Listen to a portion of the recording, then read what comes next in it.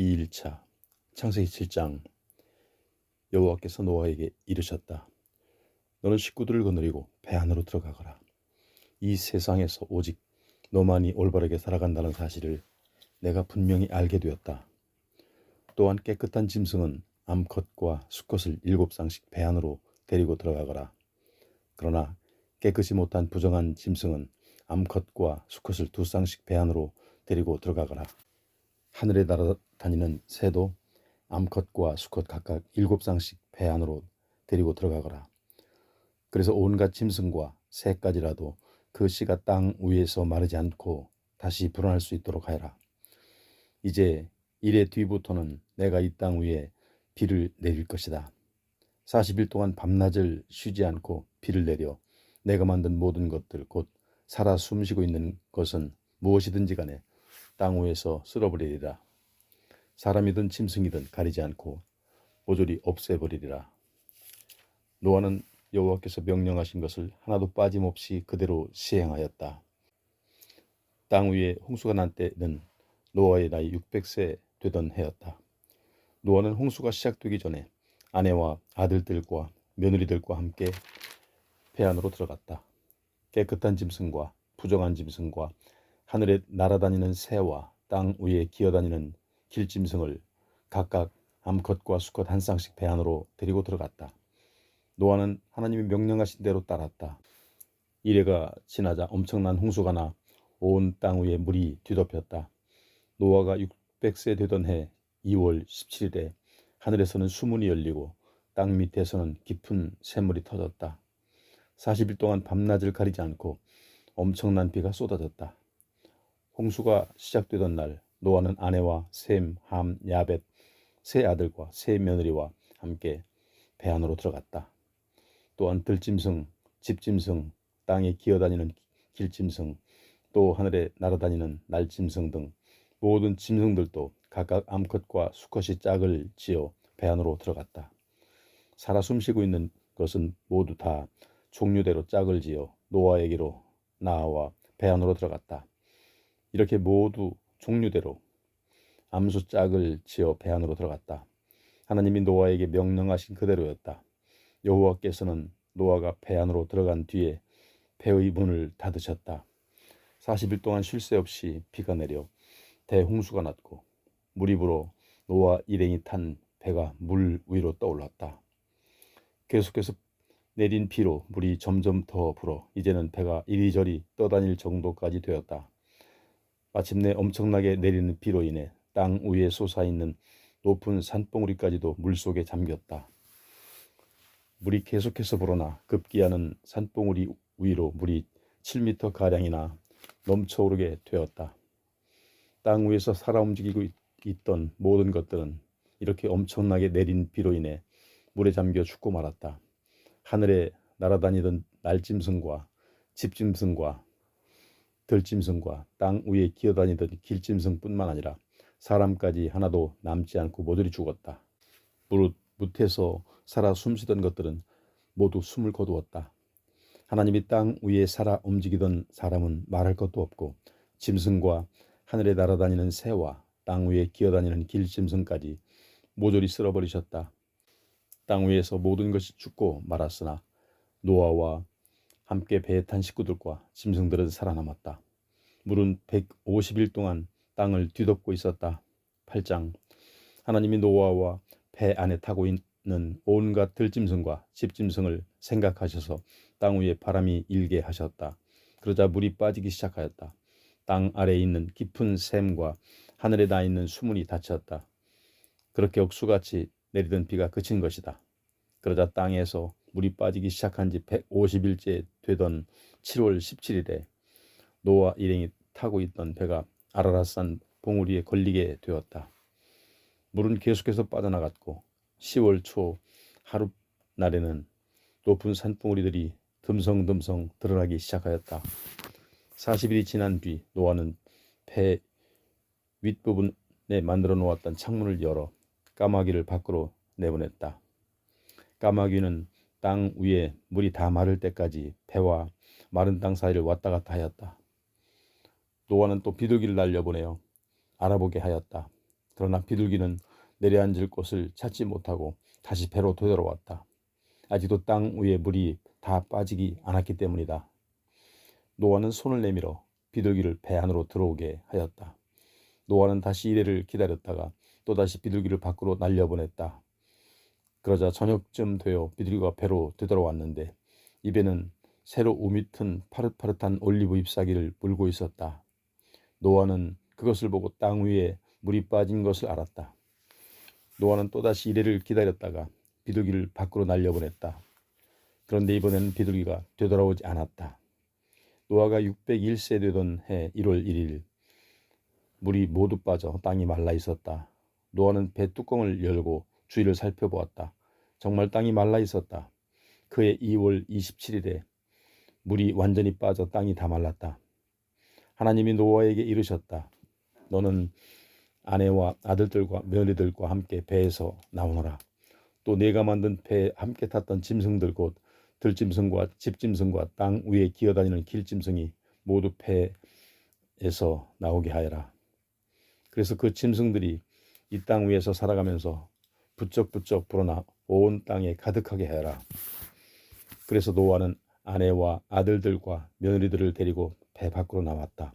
또한 땅 위에서 살던 짐승들 곧 땅 위에 기어다니던 길짐승과 집짐승과 들짐승과 새들도 각각 그 종류대로 배 밖으로 나왔다.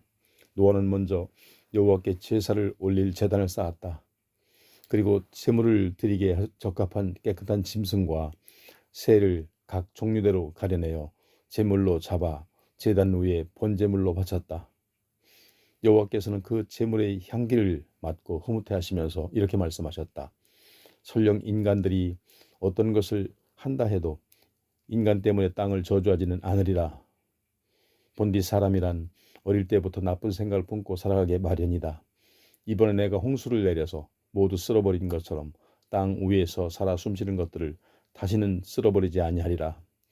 땅이 이렇듯 있는 동안은 씨 뿌리고 거두어들이는 일, 추위와 더위, 여름과 겨울, 낮과 밤이 끊임없이 이어지리라. 9장. 하나님이 노아와 그의 아들들에게 복을 내리시며 이르셨다. 자식들을 많이 낳아라. 자꾸 불어나 온 땅을 가득 채워라.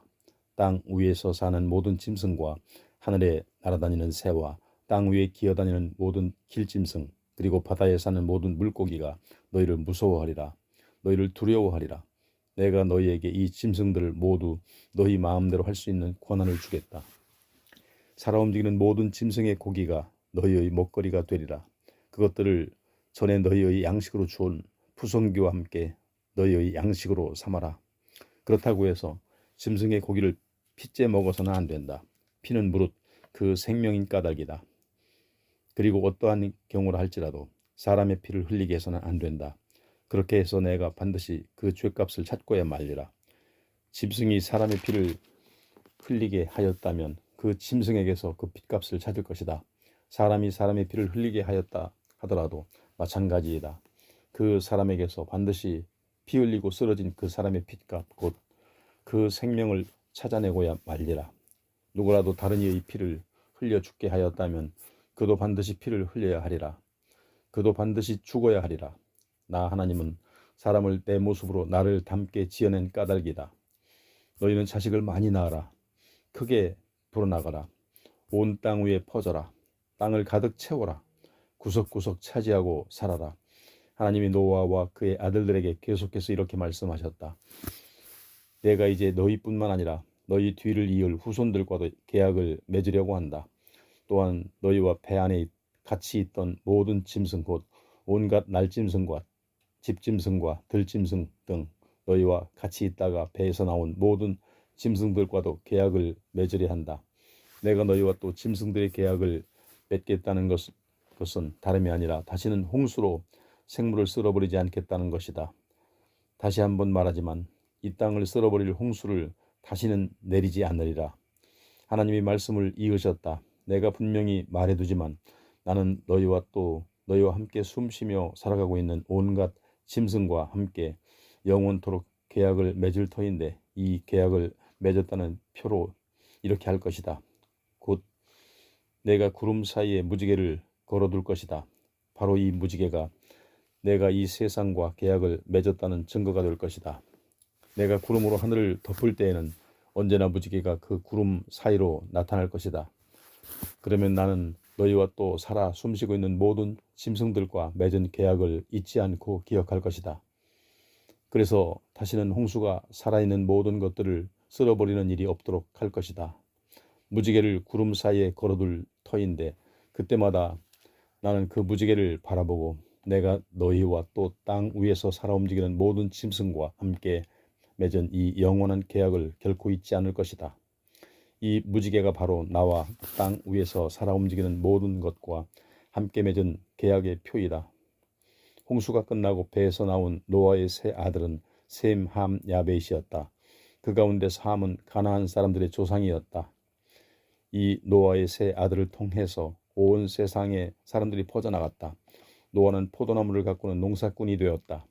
그는 어느 날 포도주를 마시고 취하여 벌거벗은 채 자기 천막 안에 누워 있었다. 그때 가나안 사람의 조상인 함이 자기 아버지가 벌거벗고 천막 안에 누워 있는 모습을 보고 밖으로 나가 두 형제에게 아버지가 벌거벗은 채 누워 계신다고 말하였다. 그러자 셈과 야벳이 겉옷을 어깨에 메고 뒷걸음질쳐 아버지 곁으로 다가갔다. 그들은 아버지의 벌거벗은 모습을 쳐다보지 않으려고 얼굴을 돌린 채 아버지 곁으로 다가가 겉옷으로 아버지를 덮어드렸다. 노아가 술이 깨어 둘째 아들이 자기에게 어떻게 하였는지를 알고 이렇게 말하였다. 가나안은 저주를 받아라. 형제들을 섬기는 가장 천한 종이 되어라. 여호와께 찬양하여라. 셈의 하나님께 찬미하여라. 이제 가나안은 셈의 종이 되리라. 하나님이 야벳의 후손이 불어나게 하셔서 셈의 후손들과 함께 어울려 살 수 있게 하시고 가나안은 셈의 종이 되기를 바라노라. 홍수가 지난 뒤에도 노아는 350년을 더 살아 그의 나이 950세의 세상을 떠났다. 10장 노아의 세 아들인 셈, 함, 야벳의 후손들은 이러하다. 이 세 아들은 홍수가 지난 뒤에 자녀들을 낳았다. 야벳의 아들은 다음과 같다. 고멜, 마곡, 마대, 야완, 두발, 메색, 디라스이고 고멜의 아들은 아스그나스, 리밧, 도갈마이다. 야완의 아들은 엘리사, 달시스, 기띔, 도단입니다. 이들은 모두 해변가에 사는 사람들의 조상들이다. 이들은 모두 야벳의 후손들로 각기 다른 부족과 나라를 이루어 서로 다른 말을 쓰며 살았다. 함의 아들은 다음과 같다. 구스, 미스라임, 붓, 가나안이고 구스의 후손들은 스바, 하윌라, 삽다, 라마, 삽드가이다. 라마의 후손은 스바와 드단이다. 구스는 리므롯이란 아들을 낳았는데 리므롯은 이 세상에서 처음으로 다른 나라들을 휘어잡은 정복자였다. 또한 그는 하나님 보시기에도 대단한 사냥꾼이었다. 그래서 리므롯과 같이 하나님 보시기에는 대단한 사냥꾼이다라는 속담이 생겨날 정도였다. 그가 초창기에 정복한 나라는 신할 땅에 있는 바벨과 에렉과 아갓과 갈레였다. 그는 거기에서 아수르로 이동하여 니느웨와 르호보딜과 갈라 같은 성읍을 건설하였고 또한 니느웨와 갈라 사이에 레센이라는 큰 성읍도 건설하였다. 미스라임은 누딤, 아나밈, 르하빔, 납두힘, 바드루심, 가슬루임, 갑도림을 낳았다. 블레셋 사람은 가슬루임에게서 나온 사람들이다. 가나안은 맏아들인 시돈과 또 헷을 낳았는데 이 두 사람은 그 이름을 지니고 있는 사람들의 조상들이다. 가나안은 또한 여부스 사람, 아모리 사람, 기르가스 사람, 히위 사람, 알가 사람, 신 사람, 아르왓 사람, 스말 사람, 하맛 사람의 조상인데 이들은 사방으로 흩어져 살았다. 가나안의 후손들이 살던 지역의 남쪽 경계는 시돈에서 그라를 지나 가사까지였고 동쪽 경계는 소돔, 고모라, 아드마, 스보임을 지나 라사까지였다. 이들 함의 후손들은 각기 다른 부족과 나라를 이루어 서로 다른 말을 쓰고 살았다. 야벳의 형이었던 셈도 자식을 두었다. 셈은 에벨 사람의 조상이었는데 그에게서 엘람, 아수르, 아르박삿, 룻, 아람이 태어났다. 아람의 후손은 우스, 훌, 게델, 마스이다.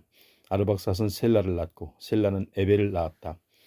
에벨에게는 두 아들이 있었는데 한 아들은 나뉘다라는 뜻의 벨렉이라 이름 지었다.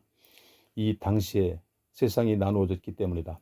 벨렉의 아우는 욕단이고 욕단의 후손은 알모닷, 셀렙, 하살마웻, 예라, 하도람, 우살, 디글라, 오발, 아비마엘, 스바, 오빌, 하윌라, 요법이다. 이들은 모두 욕단에게서 퍼져나간 후손들이며 이들이 살던 지역은 메사에서 스발까지의 동쪽 산악지대였다. 이들 셈의 후손들은 각기 다른 부족과 나라를 이루어 서로 다른 말을 쓰며 살았다. 이상은 모두 다 노아의 후손들로서 부족과 씨족별로 서로 다른 지방에서 서로 다른 나라를 이루고 살았다. 홍수가 끝난 뒤 온 땅에 살았던 사람들은 노아의 세 아들에게서 퍼져나간 것이다. 11장. 처음에는 온 세상 사람들이 쓰는 말이 하나였다. 똑같은 말을 썼기 때문에 서로 의사소통을 하는데 아무런 지장이 없었다. 사람들은 동쪽으로 이동하다가 시날 땅에 있는 한 평야에 이르러 거기서 집을 짓고 살기로 하였다. 그들은 서로 이런 말을 주고받았다. 자, 우리가 여기에서 벽돌을 만들어 단단하게 굽자. 사람들은 돌 대신에 벽돌을 쓰고 벽돌 사이를 단단하게 굳게 하기 위하여 진흙 대신에 역청을 사용하였다. 또 이런 말도 하였다. 자, 함께 도시를 건설하자. 또 하늘까지 닿는 망대를 세우자. 그래서 우리 이름을 좀 날리고 서로 흩어지지 않도록 하자.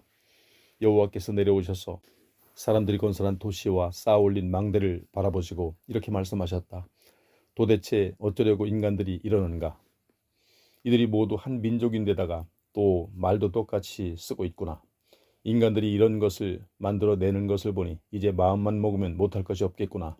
자, 그러니 이제 우리가 내려가서 저 인간들이 쓰는 언어를 섞어놓자. 그래서 서로 뜻이 통하지 못하도록 하자. 여호와께서는 인간들을 땅 위 곳곳으로 흩어지게 하셨다. 결국 그들은 도시를 건설하던 일을 중단할 수밖에 없었다. 건설이 중단된 이 도시의 이름은 바벨이라 불렀는데 그 까닭은 거기서 여호와께서 인간들이 쓰는 언어를 섞어 놓아 사람들을 온 땅에 흩으셨기 때문이다. 셈 후손의 족보는 이러하다. 홍수가 난 지 2년 뒤 그의 나이 100세가 되어 아들 하나를 낳았다. 그 아들의 이름은 아르박삿이었다. 셈은 아르박삿을 낳은 뒤에도 아들 딸을 더 낳았으며 500년을 더 살았다. 아르박삿은 35세에 셀라를 낳았고 셀라를 낳은 뒤에도 아들 딸을 더 낳았으며 403년을 더 살았다. 셀라는 30세에 에벨을 낳았고 에벨을 낳은 뒤에도 아들 딸을 더 낳았으며 403년을 살았다.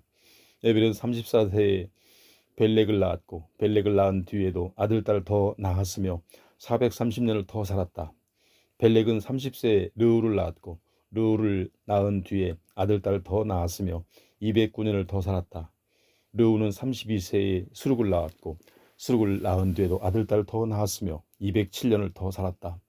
스룩은 30세에 나홀을 낳았고 나홀을 낳은 뒤에도 아들 딸을 더 낳았으며 200년을 더 살았다. 나홀은 29세에 데라를 낳았고 데라를 낳은 뒤에도 아들 딸을 더 낳았으며 119년을 더 살았다. 데라는 70세가 지난 뒤에 아브라함과 나홀과 하란을 낳았다. 데라 후손의 족보는 이러하다. 데라는 아브라함과 나홀과 하란을 낳았다. 하란은 롯을 낳았다. 롯은 낳은 하란은 바벨론에 있는 고향 우르에서 자기 아버지 데라보다 먼저 세상을 떠났다. 아브라함과 나홀이 혼인하였는데 아브라함은 사레에게 장가들었고 나홀은 밀가에게 장가들었다. 밀가는 하란의 딸이었는데 하란은 밀가와 이스가의 아버지였다. 사레는 아이를 갖지 못하는 몸이어서 자식을 낳지 못하였다.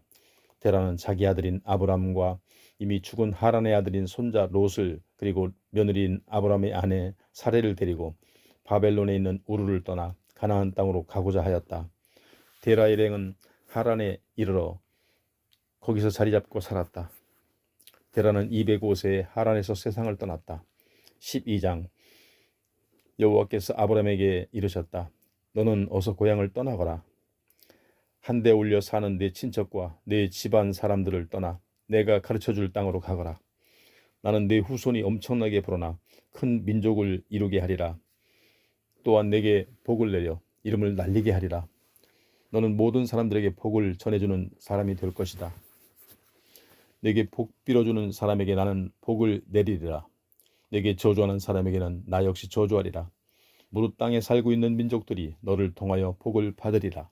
아브라함은 여호와께서 그에게 이르신 대로 길을 떠났다. 롯도 아브라함을 따라 길을 떠났다. 아브라함이 하란을 떠날 때 나이는 75세였다. 아브라함은 아내 사레와 조카 롯과 그리고 하란에서 얻은 모든 재산과 종들을 이끌고 가나안 땅을 향해 떠났다. 아브라함 일행은 가나안 땅으로 이르러서는 그 땅을 통과하여 상수리나무가 있는 모레라고 부르는 곳까지 갔다. 이 상수리나무는 세겜 땅에 있었다. 그때 그곳에는 가나안 사람이 살고 있었다. 여호와께서 아브라함에게 나타나셔서 말씀하셨다. 바로 이 땅을 내가 네 후손들에게 주겠다. 그러자 아브라함은 여호와께서 자기에게 나타나신 것을 기념하여 그곳에 제단을 쌓아 올렸다. 그 뒤 아브라함은 남쪽에 있는 산악지대로 이동하였는데 이 산악지대는 베델 동쪽에 있었다. 그는 그곳에 자리 잡고 장막을 쳤다. 아브라함 일행이 자리 잡은 곳은 서쪽으로는 베델이 있었고 동쪽으로는 아이가 있었다. 아브라함은 거기에다 또 제단을 쌓고 여호와께 제사드렸다. 그 뒤 아브라함은 조금씩 가나안 남부 지역으로 옮겨갔다. 가나안 땅에 기근이 들었다.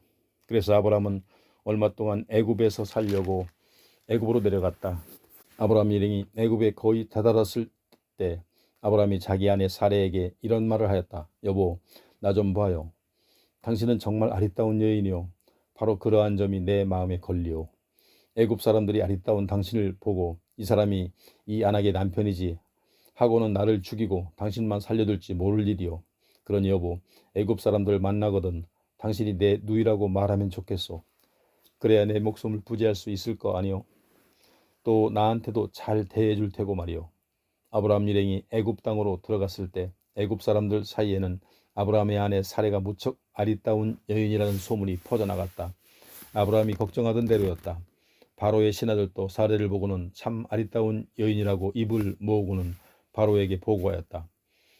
결국 사레는 왕궁으로 불려 들어갔다. 사레 덕분에 아브라함은 바로의 극진한 대접을 받았다. 바로는 아브라함에게 양떼와 소떼와 암나귀와 수나귀와 낙타 그리고 노예들을 선물로 주었다.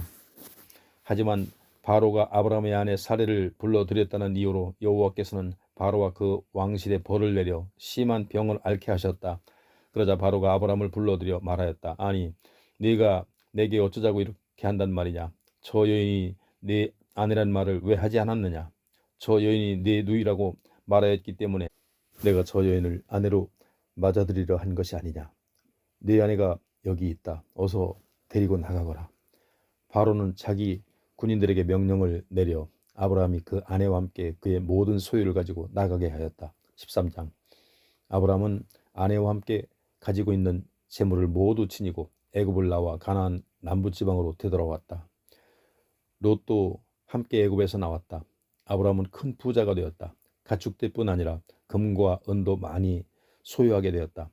아브라함은 남부지방을 떠나 조금씩 베델 쪽으로 옮겨갔다. 그러다가 베델과 아이 사이 곳 전에 얼마 동안 자리 잡고 살았던 곳까지 다다르게 되었다. 그는 거기에 제단을 쌓고 여호와께 제사를 올렸다. 롯도 아브라함처럼 양떼와 소떼뿐만 아니라 그의 식구들 그리고 여러 종들이 딸려 있었다. 이렇게 가축대가 많이 늘어나게 되자 아브라함과 롯은 함께 가축을 칠 수가 없었다. 그만큼 넉넉한 목초지가 없었기 때문이다. 그러다 보니 때때로 아브라함의 가축대를 치던 목자들과 롯의 가축대를 치던 목자들이 싸우기도 하였다. 또한 그 땅에는 가나안 사람과 브리스 사람도 함께 살고 있었다. 그러니 땅이 비좁을 수밖에 없었다. 아브라함이 롯에게 이렇게 말하였다. 우리는 서로 한 핏줄이 아니냐. 그러니 네 가축대를 치는 목자들과 내 가축대를 치는 목자들이 서로 싸워서야 되겠느냐. 그러니 우리 서로 떨어져 사는 것이 어떻겠느냐. 아무 쪽이든 네가 원하는 곳을 골라라. 네가 왼쪽으로 가면 나는 오른쪽으로 가겠고 또 네가 오른쪽으로 간다면 내가 왼쪽으로 가마. 롯이 둘러보니 소알까지 펼쳐져 있는 요단 들녘에는 물이 매우 넉넉하였다. 이때는 여호와께서 소돔과 고모라를 멸망시키기 전이었기 때문에 요단 들녘은 여호와의 동산과 같이 매우 기름져 보였고 또 애굽 땅과 같이 비옥해 보였다. 그래서 롯은 이러한 요단 들녘에 마음이 끌려 요단 들녘을 차지하기로 하고 동쪽으로 옮겨갔다. 아브라함과 롯은 이렇게 해서 헤어져 살게 되었다. 아브라함은 가나안 땅에 그냥 머물러 살았으나 롯은 요단 들녘에 있는 여러 성읍을 돌아다니다가 소돔 가까이에 자리 잡게 되었다. 그런데 소돔 사람들은 악하여 하나님을 거슬러서 큰 죄 짓기를 일삼았다. 아브라함과 롯이 서로 헤어져 살게 된 뒤 여호와께서 아브라함에게 이르셨다. 아브라함아, 네가 지금 서 있는 곳에서 동서남북 사방을 천천히 돌아보아라. 네가 지금 둘러보는 땅을 내가 모두 너와 네 후손에게 주겠다. 앞으로 영원토록 이 땅이 너희의 차지가 될 것이라. 또 내가 네 후손을 셀 수 없을 정도로 많게 하겠다. 땅의 티끌만큼이나 많게 할 것이다. 사람이 땅의 티끌을 모두 셀 수 있다면 네 후손이 얼마나 되는지도 셀 수 있을 것이다. 그만큼 엄청나게 불어나게 하겠다. 그러나 온 땅을 사방으로 왔다 갔다 해보아라. 내가 그 땅을 모두 내게 주겠다. 그리하여 아브라함은 식솔들을 이끌고 치고 살았던 천막을 거두어 가지고 헤브론에 있는 상수리나무 숲 부근으로 옮겨 자리를 잡았다. 그 상수리나무 숲은 마므레라고 부르는 숲이었다. 아브라함은 거기에 제단을 쌓고 여호와께 제사를 드렸다.